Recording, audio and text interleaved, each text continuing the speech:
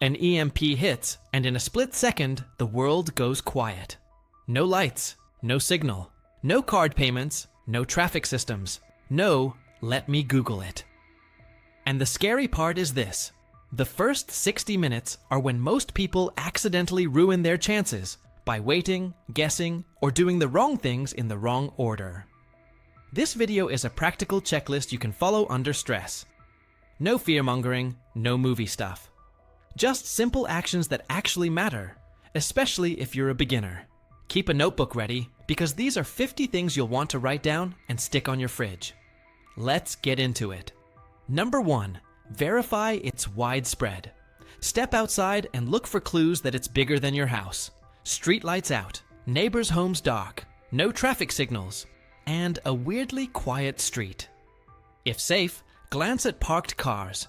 Do dashboards light up? Do key fobs work? Do newer vehicles start? If multiple cars act dead at the same time, that's a strong sign this isn't a normal blackout. Don't waste hours guessing. Make a quick call based on what you can see, then move. Number 2. Check for immediate danger. Before you start prepping mode, do a fast safety sweep. Smell for gas, look for smoke, listen for alarms, and check if anyone in your home is injured or panicking. In a sudden outage, candles tip over, stoves get left on, and people trip in the dark. Handle the obvious risks first, because a small problem turns into a big one fast when emergency services are overwhelmed. Number 3. Unplug what you can. If there's a chance the grid comes back in bursts, a surge can fry appliances and anything that's still alive. Unplug sensitive stuff like TVs, computers, chargers, and anything with a big circuit board. If you can safely do it, flip off the main breaker to protect your home wiring, then turn on only what you truly need later. If you're not comfortable using the panel, don't push it. Just unplug what you can reach. This is boring, but it can save you thousands. Number 4. Grab every light source. Darkness changes everything. Pull out flashlights, headlamps, lanterns, spare batteries, and even a couple of glow sticks if you have them. Put one light in the bathroom, one in the kitchen, one in the main room, and keep one on your person. If you use candles, keep them away from curtains and never leave them unattended. Fire is the last thing you need. Number 5. Fill water now. City water pressure can drop quickly when pumps stop, sometimes within an hour. Don't debate it. Start filling. Pots, pitchers, bottles, big food-safe containers, and yes, the bathtub.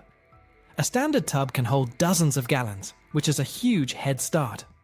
If you've got a clean cooler, fill that too.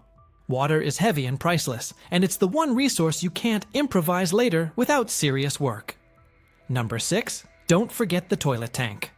The bowl water is not your friend, but the tank, the clean reservoir behind the bowl, is usually safe if you don't use those blue cleaning tablets. It's not a long-term solution, but it's extra gallons that most people ignore. Close the lid, keep it clean, and label it so nobody gets confused in the dark. Number 7. Lock-in water heater water. Most water heaters hold a surprising amount of usable water. The key is not letting it drain out when the system depressurizes. If you know where your home's main water shutoff is, consider closing it to keep what's already in your pipes and heater from getting pulled back or contaminated. If you're not comfortable touching valves, don't force it. Just know the heater is there as a backup and plan to draw from it later. Number 8. Set a simple water rule. Right away, decide how water will be used. Drinking and cooking first, basic hygiene second, everything else last. Tell everyone in the house the rule out loud. In stress, people keep flushing toilets and washing dishes like normal. That burns through your supply without realizing it, and you'll feel that mistake in 48 hours. One sentence can save you gallons. Number 9. Freeze the fridge. Your refrigerator is on a timer. Stop opening it like it's a vending machine. Tape a note on it if you have to. Open only when necessary. Eat the most perishable foods first, leftovers, soft dairy, deli meat, then move to sturdier items. As a rough rule, a closed fridge stays cold for only a few hours, while a full freezer can last a day or two if you keep it shut. Treat it like a bank vault. Number 10. Cook the melting food. If you have a safe way to cook, start using the food that's about to spoil. That means cooking meat, eggs, and anything thawing in the freezer. Even if you can't keep it refrigerated, cooked food can be eaten sooner and waste less. Keep it simple. One-pot meals, quick cooking, minimal water use, and no fancy recipes that require constant refrigeration. Think fuel for your body, not restaurant night. Number 11. Protect what still works. Some devices might survive because they were off, unplugged, or just lucky. The move now is protecting the survivors. Put spare batteries, a radio, a flashlight, and any critical medical electronics in a makeshift Faraday container. A metal box or metal trash can with cardboard inside so devices don't touch bare metal. No metal contact is the whole point. If you don't have a container, wrapping a device in cloth and then in several tight layers of heavy-duty foil is a decent backup. Number 12. Go analog on purpose. If your phone is dead or networks are down, paper becomes power.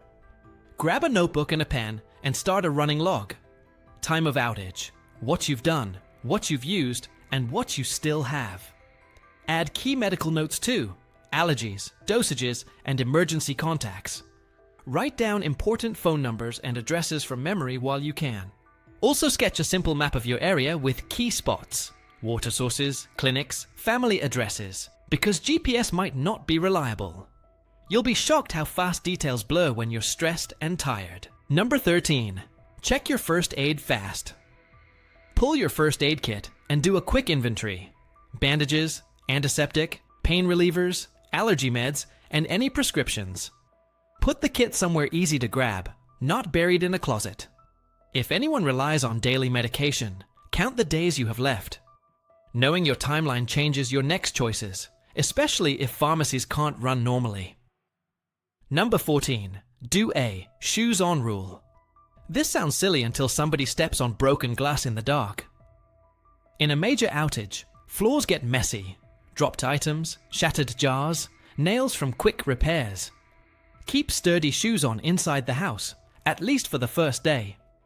Also, keep a small light in your pocket, because walking around half asleep is how accidents happen. Number 15. Make a family link-up plan. If people are separated, work, school, errands, assume phones won't help. Set a clear meetup spot and a backup spot. Keep it simple. Home first. If home isn't possible, meet at X. If you have kids, learn the school reunification process now and stick to it. Randomly, going to look creates chaos and risk, especially after dark. Number 16. Put a note on the door. If you're going out to check on someone, leave a visible note inside the front door. Who went, where, when, and when you plan to be back. In a communications blackout, notes are your text messages. It prevents your family from panicking, and it keeps people from wandering around at night trying to find each other. Number 17. Secure doors and windows. You're not turning your home into a fortress. You're just removing easy opportunities. Lock everything, close curtains or blinds, and keep the outside looking normal. If you have spare dowels or simple window locks, use them. The goal is to make your place boring and difficult to mess with, not to advertise that you're stocked up. Number 18. Use low-profile lighting. If your house is the only one glowing like a lighthouse, you're drawing attention. Use lights strategically. Point them down, use one room instead of the whole house, and cover windows at night. If you're cooking, do it quietly and quickly. In a long emergency, the safest house is usually the one nobody thinks has anything. Number 19. Count your cash. If card readers and banks are offline, cash becomes the short-term tool for essentials and small favors. Gather what you already have in the house and split it. Some on you, some hidden, some in a safe place. Keep small bills because nobody can make change easily. Don't flash it around, don't brag about it, and don't tell people your stash like it's a fun story. Number 20. Decide if you're staying put. The biggest early mistake is panic travel. If your home is safe and you have water, food, and basic security, staying is usually smarter than hitting the road with no gas, dead traffic lights, and confused crowds. Leaving makes sense only if your location is unsafe. Fire risk, severe weather, medical need, or official evacuation. Make that call calmly, not emotionally. Number 21. If you must drive, drive like it's 1960. No traffic lights means every intersection is a four-way stop, even if nobody acts like it. Assume other drivers are stressed, distracted, and making bad calls. Keep speeds low. Avoid bridges and tunnels if there's heavy congestion. And if you don't have to drive at all, don't. Fuel and functioning vehicles become more valuable every hour. Number 22. Secure your fuel options. If your vehicle still runs and you have access to fuel at home, treat it like a limited resource. Don't idle the engine to charge a phone for hours. Plan trips, combine errands, and keep a written mileage estimate. Store fuel only in approved containers, away from living spaces, and never indoors. Fire safety matters more when the fire department is stretched thin. Number 23. Make a no-cook meal plan. Even if you can cook, assume you might not want to every day. Pull out foods you can eat with zero heat. Canned meat, nut butter, crackers, instant oats that can soak, shelf-stable milk, dried fruit, and ready-to-eat soup. Put them in one box so you're not tearing the pantry apart. This keeps stress down when you're tired, and it's a lifesaver if bad weather makes outdoor cooking unsafe. Number 24. Get a manual can opener. It's hilarious until it's not. If you don't have a sturdy manual can opener, your pantry is basically decoration. Find one now, test it now, and keep it with your food supplies. If you only have a cheap one, treat it gently and consider having a backup. A simple tool can be the difference between eating and staring at sealed cans. Number 25. Build a water-to-wash station. Hygiene doesn't need a full shower. Set up a simple hand-washing setup. A container with a spout or a tiny hole. A bowl underneath, soap and a towel. Put it near the kitchen and bathroom. When people can wash hands easily, you prevent stomach bugs and infections, which become much bigger problems when clinics are crowded. Number 26. Solve the toilet problem early. When water pressure drops, flushing becomes expensive. Have a plan. Limit flushes. Use if it's yellow, let it mellow rules, or switch to a lined bucket system in extreme cases. Add absorbent material like kitty litter or sawdust to control odor. It's not glamorous, but sanitation is a real survival issue, and it's better to solve it on day 1 than day 5. Number 27. Separate drinking water from utility water. Not all water needs to be drinkable. Make 2 labels, drinking and cleaning. Drinking water gets protected and measured. Cleaning water can come from other sources later. This one habit prevents accidental waste and keeps arguments down because everyone knows what each container is for. Number 28. Rotate a quiet watch. You don't need paranoia, you need awareness. If you live with other people, rotate who stays lightly alert, especially after dark. Someone listening, checking windows, and noticing unusual movement. Keep it calm and normal, not like a movie. The point is early warning, not confrontation. Number 29. Connect with 2 neighbors. Pick 2 people you trust and compare notes. Who has water? Who has medical training? Who has elderly family? Exchange simple signals like a whistle pattern or a flashlight blink if needed. Small cooperation beats lone wolf energy every time. You're not forming a militia. You're forming a tiny support network that reduces risk for everybody. Number 30. Help the vulnerable first. Check on older neighbors, families with babies, and anyone with medical equipment. Not with a big speech, just a quick, "You okay? Need anything?" A lot of crises go sideways because the weakest people hit panic first and create chaos. A little support early keeps things calmer later. Also, community memory matters. People remember who showed up. Number 31. Make your home a no-injury zone. Clear pathways, pick up clutter, and put sharp tools away. Keep a small trash bag handy for broken glass. In grid-down conditions, the most common emergencies are stupid injuries, slips, cuts, burns. Those are preventable.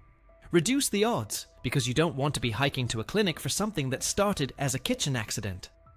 Number 32. Manage temperature like a pro.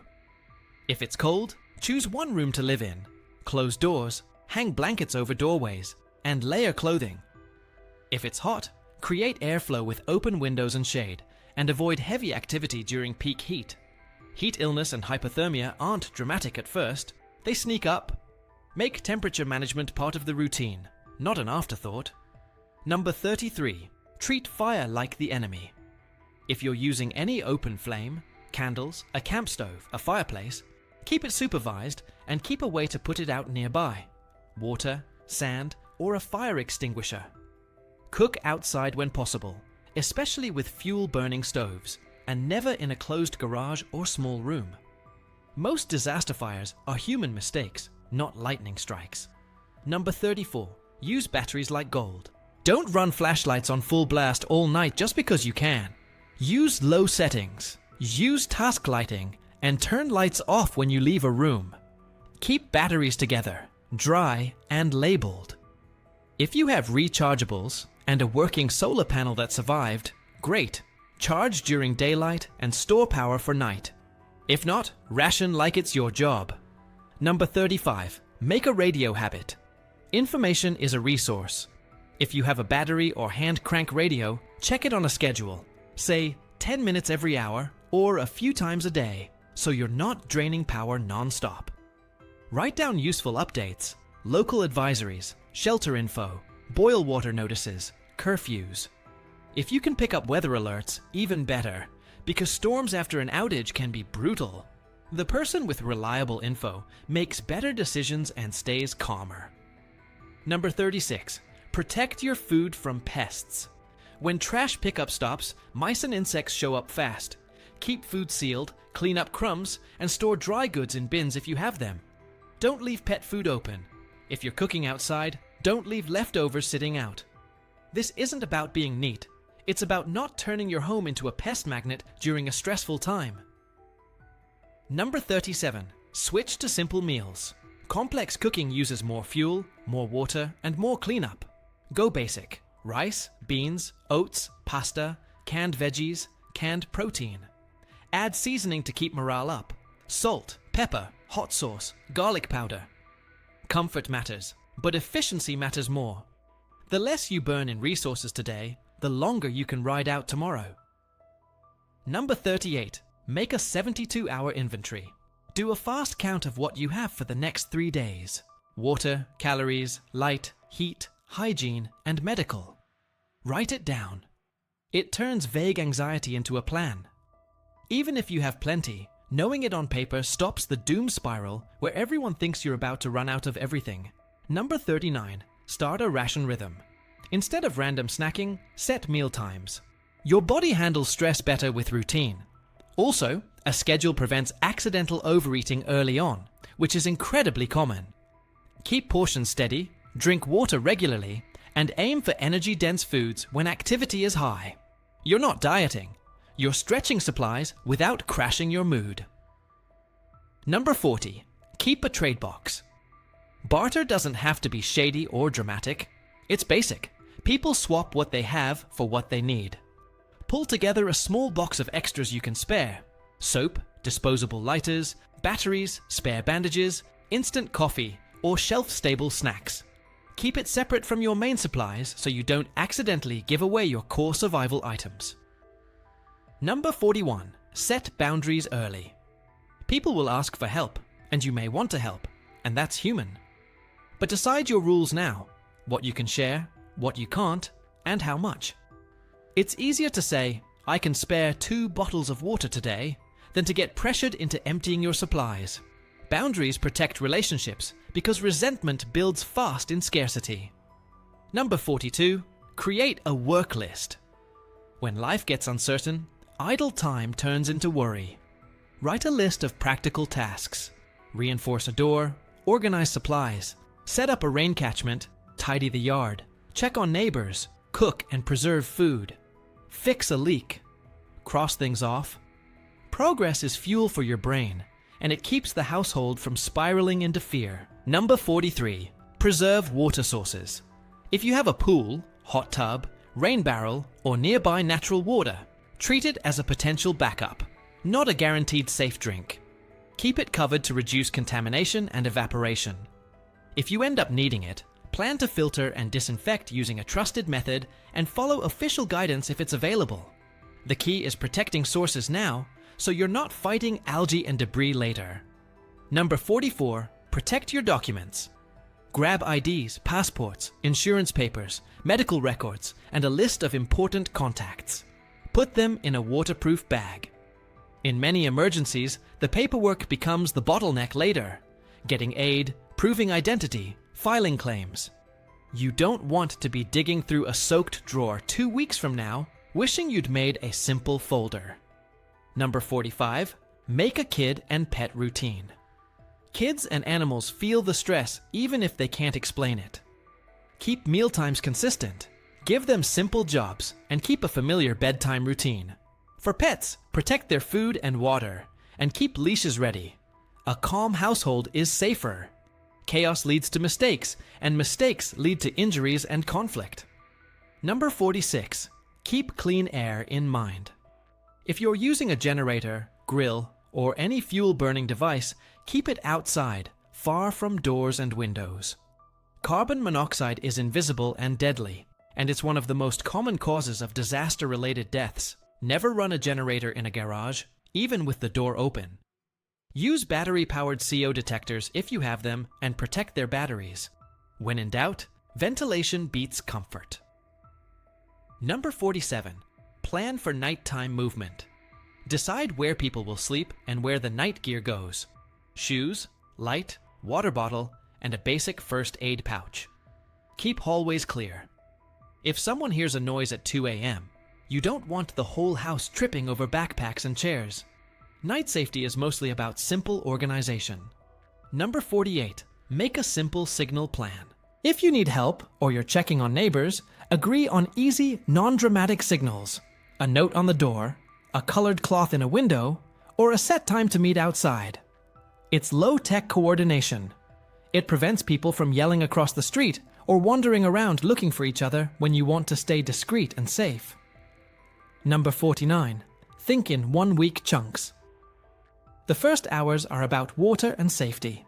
The next days are about routine and resupply.